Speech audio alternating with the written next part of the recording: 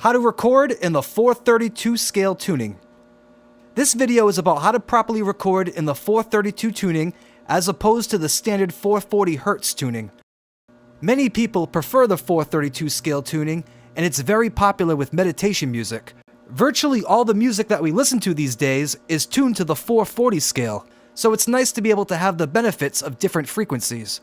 There are many different reasons why people prefer the 432 tuning, and I'll talk about that deeper in another video. Now this can be done with pretty much any digital audio workstation these days. Here we're using Logic, and what we want to do is we want to go under Project Settings and go into Tuning. Now you can see that it's set at the 440 Hz, and if you look at the tuner, that's also set at 440 Hz. Now by adjusting the tune, any scale can be set. For example, 444 would be the solfeggio scale. But to set it properly for 432 tuning, we want to go to -31.8 cent. When music is recorded in the 432 scale tuning, every note is pitched -31.8 cent lower. 432 Hz is based on the A note. Now with the master settings set properly, we can see that the tuner is also set to 432 scale. This is important because we need the tuner as a reference to make sure that each pitch is perfect. It doesn't matter if you're dealing with binaural beats, monaural beats, or isochronic tones. When you're dealing with brainwave entrainment, the pulse or the delta will affect the tone slightly. Now here we have a solid tone. Because we're dealing with binaural, it's actually called a carrier, and the delta is the difference between the left and the right frequency. With a binaural beat, it's a different pitch on each side.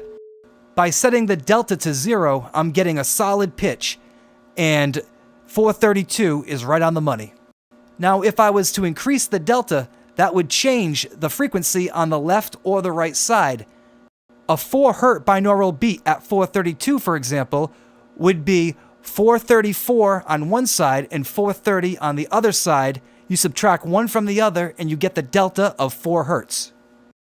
Now when you change the delta of the binaural beat, that will also affect the carrier wave slightly.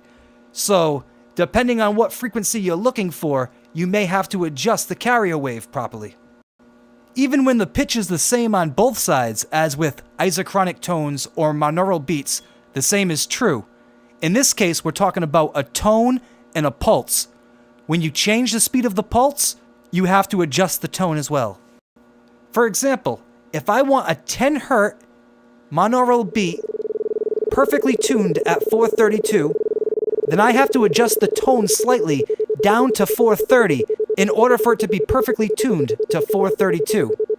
When I'm tuning to different scales, I want to make sure that the tuning is absolutely perfect.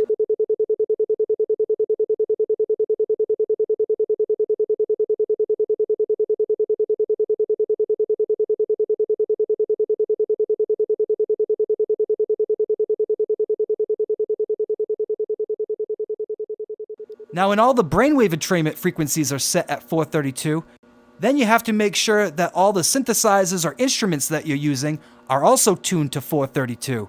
To achieve this, you simply go into the master settings of each instrument and adjust the tuning. Not all can be adjusted. If an instrument cannot be adjusted, then you can take an auto tune or some type of pitch shift and you can adjust it after the fact. The same can be done with any standard audio track recorded in 440. You just drop it 31.8 cent and you're there. You'll find that the 432 scale tuning is very pleasing to listen to. It has a nice sound, and you can hear a difference between 432 and 440. The solfeggio scale, for example, at 444, it's so close to 440 you can barely hear the difference. So that's it. You tune the master program, you tune the instruments, and you tune the synthesizers to 432, and everything should work out, and then you use the tuners to check it. And that's the simple steps of recording in 432. That wraps up this video. If you'd like to support Transcending Vibrations, please do so by purchasing an album or by visiting our Patreon page and doing a monthly donation for as little as $1 a month. The album sales are going pretty good, but the Patreon page is still brand new. All the links are below in the Show More section.